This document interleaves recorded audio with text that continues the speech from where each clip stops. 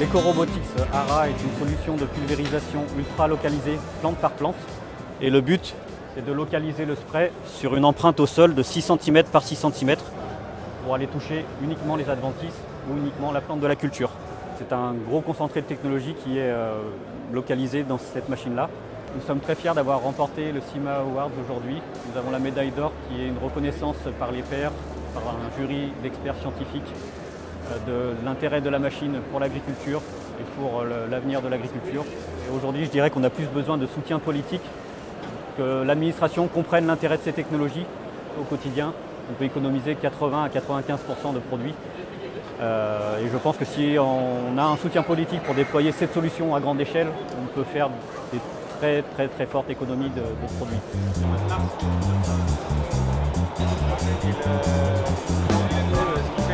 Robagri, c'est une association qui réunit à la fois les industriels, les startups de la robotique, également les laboratoires de recherche et on est surtout de la filière.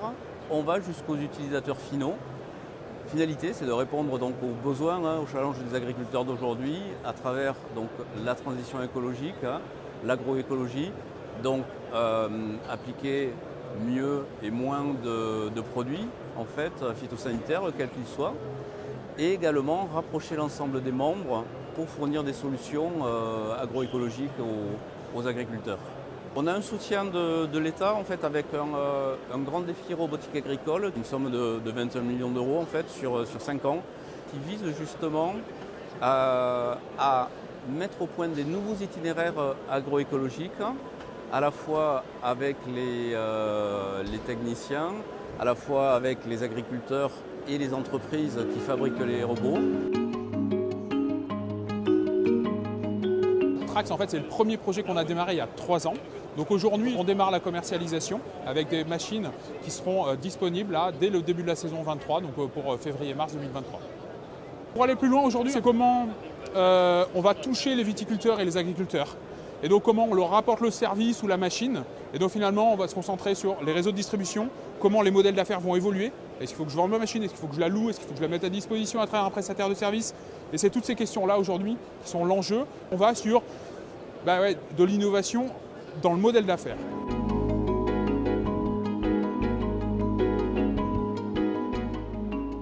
On présente ici la technologie 3S, Spot Spray Sensor, qui est une solution de pulvérisation localisée.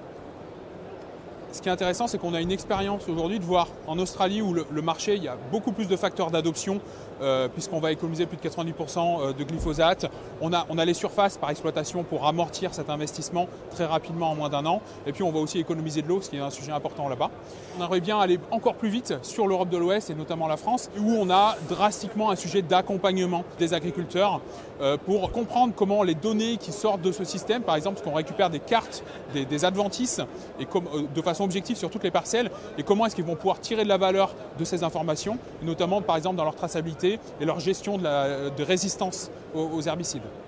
En France, on se dit on aimerait bien que le gouvernement puisse aider les agriculteurs à adopter ce type de solution, puisque quand on a 30 à 80% d'économie d'herbicides, en fait ça correspond aux usages et aux objectifs du Green Deal, 21, 2030, réduction de moins 50% des usages pesticides. Donc là, il y a une solution pragmatique qu'on souhaite pouvoir apporter aux agriculteurs européens.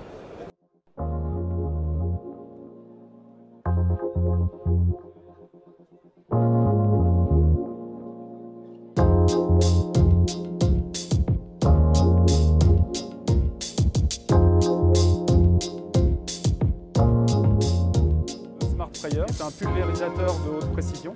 Vous avez ici la réalité de la rampe telle qu'elle existe au champ, c'est-à-dire l'éclairage et les caméras qui sont fournis par l'entreprise Bosch. Le tout installé sur une rampe adaptée spécifiquement par Amazon, parce que derrière il y a tout le support informatique à apporter pour que entre la détection des adventices et la réponse de la buse y ait le moins de temps possible et que ce soit efficace.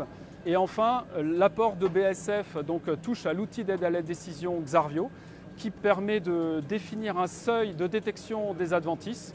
Donc Xarvio est ici le cerveau du dispositif. Et c'est certainement la technologie la plus poussée qui existe pour pouvoir réduire justement l'impact des produits phyto en fait.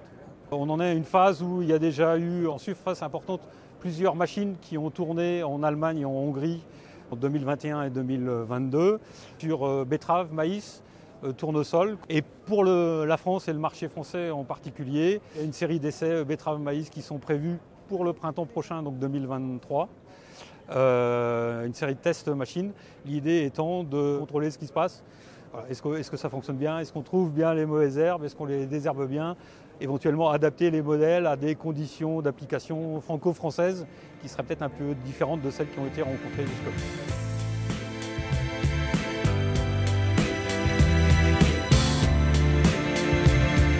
Les agriculteurs doivent plus être pris en compte quand on développe des technologies. On doit se baser sur les besoins qu'ils ont vraiment et pas faire le chemin envers, c'est-à-dire créer une technologie et voir si cela fonctionne chez certains agriculteurs. En fait, on doit plus les intégrer dans cette réflexion, cette démarche de pourquoi et comment une technologie peut être utile pour lui depuis le début, sur des outils ponctuels ou alors dans la démarche du modèle économique de manière plus globale.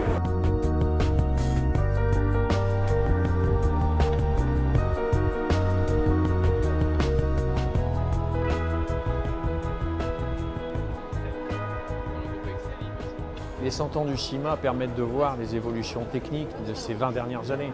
On a progressé sur la localisation, l'ultra-localisation, précision centimétrique. On est au centimètre aujourd'hui pour planter, pour récolter.